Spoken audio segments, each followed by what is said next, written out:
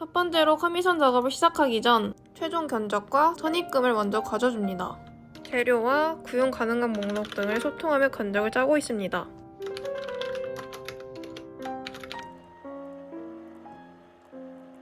견적과 선입금 과정이 끝났다면 헷갈리지 않도록 PPT에 각각의 최종 견적들을 차근차근 정리해줍니다. 주문해야 할 재료도 같이 적어줬습니다. 이 작업을 안 하면 헷갈리고 진행이 원활하게 안 돼서 무조건 하는 편입니다. 시청자분들께서 따로 요청해 주시거나 구현 안 되는 부분들도 빠짐없이 꼼꼼히 적어주면 나중에 실제 작업할 때 편합니다.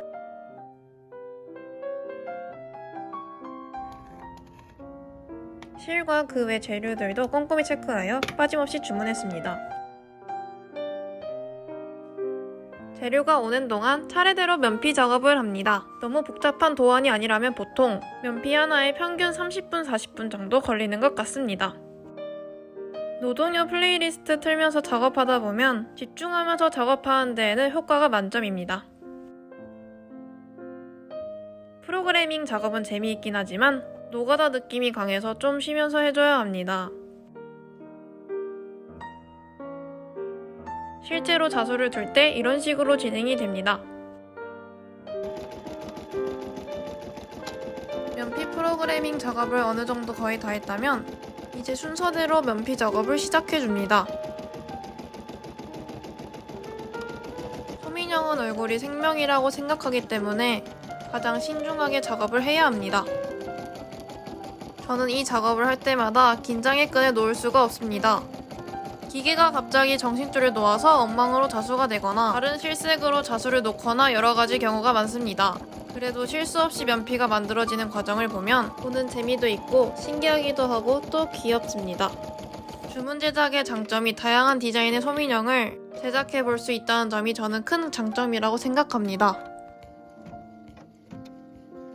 한 면피를 제작하는 데 1시간, 2시간 정도 걸리는 것 같습니다. 실 바꾸는 게 수동이다 보니 생각보다 많이 오래 걸립니다. 계속해서 작업을 해줍니다.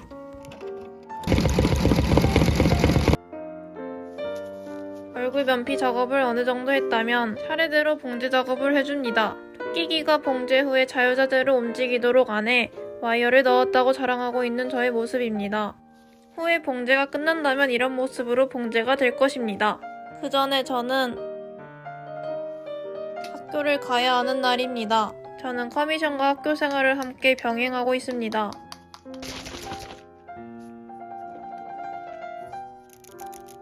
아무튼 아침 일찍 버스를 타고 학교를 갑니다. 학교에서는 수업 시간 외에 시간이 남아돌 때마다 열심히 도안 연습이나 개인 작업을 하는 편입니다. 집에 오자마자 아까 하던 아이의 봉제 작업을 끝냈습니다. 조심히 뒤집어줍니다. 생각하던 대로 잘 나온 것 같습니다. 뼈대와 솜을 야무지게 넣어줍니다. 이렇게 한 분의 아이가 탄생하게 되었습니다. 토끼 꼬리도 탈부착이 되도록 제작해 주었습니다. 꼬리를 뗐다 붙였다 하는 게 정말 재밌습니다. 머리가 장발이다 보니 좀 더 깔끔하게 보이도록 빗으로 정리해줍니다. 토끼 귀 안에 와이어를 심어서 이런 식으로 귀를 내릴 수 있습니다. 제 기억상 이 아이는 아기 토끼 고슴도치라고 하셨어요. 완성된 아이는 바로 포장 준비를 해줍니다. 탈부착 파츠는 따로 넣어줄게요. 스티커도 야무지게 붙여주고 조심조심 비닐 안에 인형을 넣어줍니다. 스티커도 붙여줍니다. 이렇게 간단하면서도 중요한 포장 작업이 끝났습니다. 계속해서 이 과정을 똑같이 반복해주면 됩니다. 헷갈리지 않도록 각각 통 안에 넣어 작업하는 편입니다. 새 아이들의 얼굴 작업을 마친 상태입니다. 동물기 같은 경우에는 탈부착보단 고정이 깔끔한 것 같습니다. 이번 회차에는 단발, 장발인 아이들이 많았습니다. 학교에서 시간이 남아돌 때 간단한 작업이라도 하면 좋을 것 같아서 작업할 것들을 조금 챙겨왔습니다.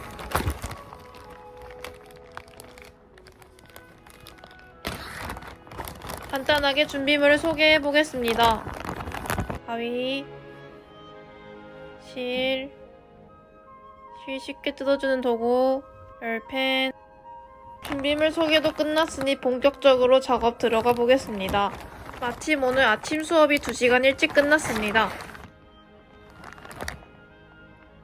가장 중요한 바늘을 안 가져왔습니다. 다시 집에 오자마자 이어서 작업을 했습니다. 얼굴과 몸 연결도 마쳤으니 얼른 뒤집어 주겠습니다. 불가사리형은 처음 제작해보는데 되게 작더라고요. 이런 느낌입니다. 이렇게 보니 작다는 게 체감이 되네요. 다음 아이들도 봉제를 마쳤으니 뒤집어 주겠습니다. 솜도 넣어줄게요. 이렇게 두 분의 아이들이 탄생하였습니다. 새 아이다 뼈대는 없고 꼬리가 탈부착인 아이들입니다. 10cm인 작은 크기라서 그런지 더 귀여운 것 같아요.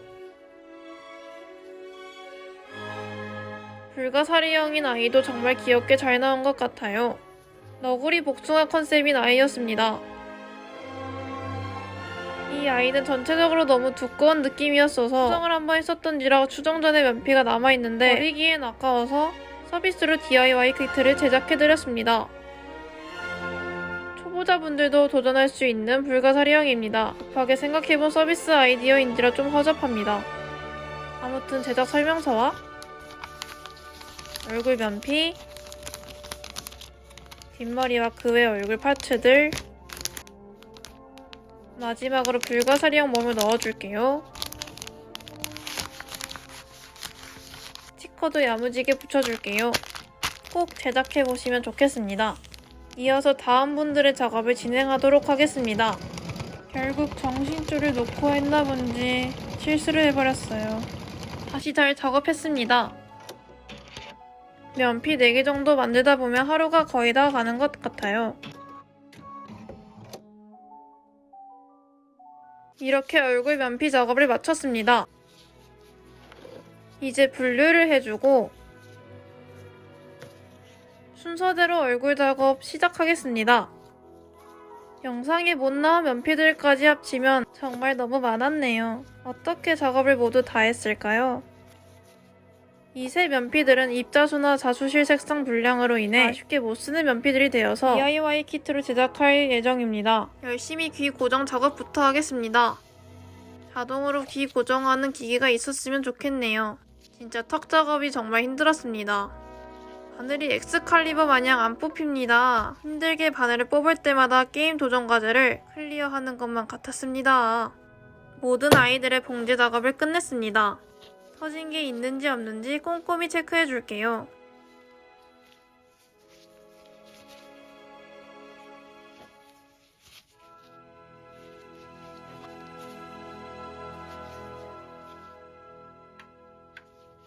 터진 곳은 없는 것 같습니다. 이제 마무리로 솜을 야무지게 넣도록 하겠습니다. 정말 끝이 보이는 것 같네요. 속눈썹이 매력적인 아이입니다. 전체적으로 동글동글하게 나와서 만족해요. 뼈대가 안에 없으니 말랑말랑합니다. 이 아이는 귀 안에 와이어를 심었습니다. 강아지입니다. 꼬리는 탈부착 형식으로 제작했어요. 이 아이는 고양이입니다. 마찬가지로 뼈대가 없고 꼬리는 탈부착입니다. 뼈대가 없으니 몸을 더 자유자재로 구부릴 수 있어요.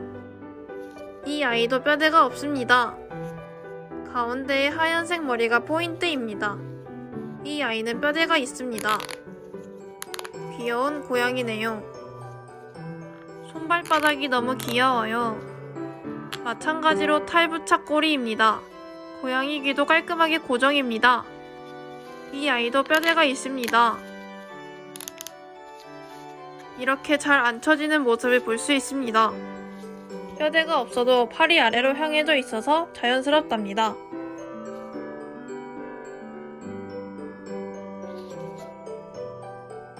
마무리로 포장까지 다 한 모습입니다. 수정 전 면피가 있는 분들은 따로 DIY 키트를 제작하여 넣어드렸습니다.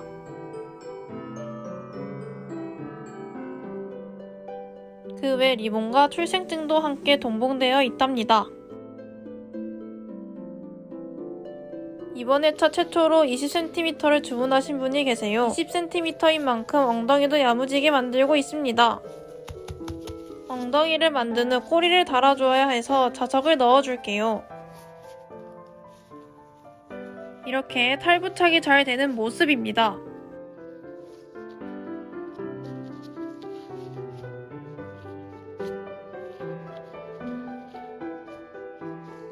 아무튼 솜을 야무지게 잘 넣어주겠습니다. 인형 추술 현장은 열심히 겸자가위를 활용해 솜을 땅땅하게 넣어줄게요. 이렇게 또 다른 한 분의 아이도 완성입니다. 왼쪽에 묶은 머리는 고정으로 작업하였습니다. 꼬리는 탈부착이고 귀도 탈부착입니다. 토끼귀 안에 와이어를 심었습니다. 이번 마지막 3차 주문 제작 건은 이렇게 끝입니다.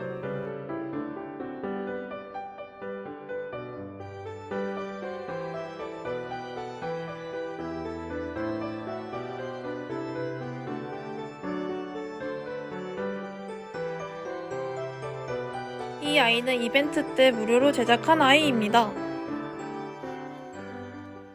많은 인형들을 만들어 오면서 느낀 점은 재미있기도 하고 인형 만드는 작업이 적성에 맞다고 느껴졌고, 앞으로도 더 다양한 인형들을 제작해 나가는 것이 저의 목표랍니다.